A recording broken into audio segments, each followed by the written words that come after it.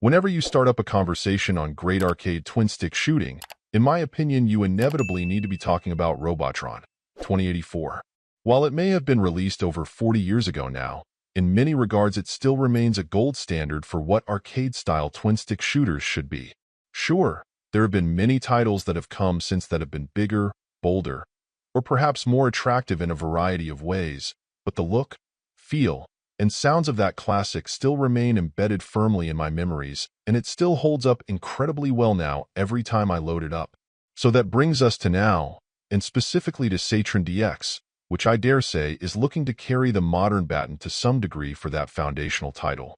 Dismissing this somehow as a mere copy, despite many of its elements being similar at a glance, would be a serious mistake. It absolutely has bones that are in common, in particular many of its enemy types and how they behave in a general way. You'll also be looking for people to save before they're killed, yet again a throwback to the classic. Another aspect I really appreciate is the clear color coding of pretty well everything on the screen. With many modern titles, they worry over the aesthetics of how the games look in screenshots. In this case, the focus is absolutely on the play experience instead. It didn't take long for me to be able to start getting into the zone, less looking directly at my character all the time as I try to dodge enemies and enemy fire, and more on my targets. I found with my peripheral vision and classic dodging reflexes, I was able to fare quite well, even when things got crowded. The thing is, outside of those fundamentals, you'll quickly begin noticing many differences that help make Satryn DX more unique. The first and most obvious one is the inclusion of periodic, but temporary, weapon power-ups. Ranging from three-way shooters, to missile launchers, to even flamethrowers, these are an essential element to survival.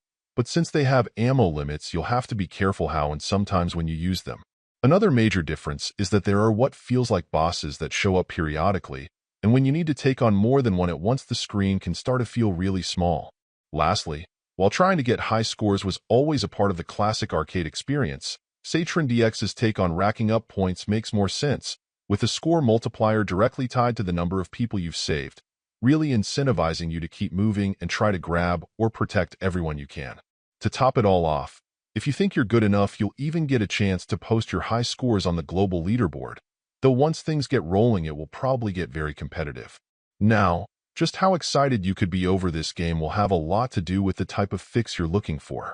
This doesn't have roguelike trappings, unlocks, or other elements that you'll often find in more modern titles. The game naturally feels different every run, can be quite unpredictable at times, but that also will keep you on your toes even if it may make high scores partially a function of good fortune rather than simply being all about skill.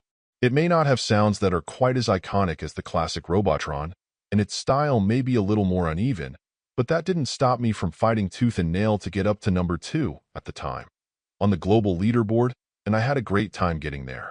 Overall, my final score for the game ended up being an 8.6, and if you're interested in picking it up, it's currently available on the Switch eShop for $6.99. Thank you for taking the time to listen to this review, and if you'd like more information or ideas of indie games worth checking out on Switch, be sure to click on the link provided in the description. Until next time.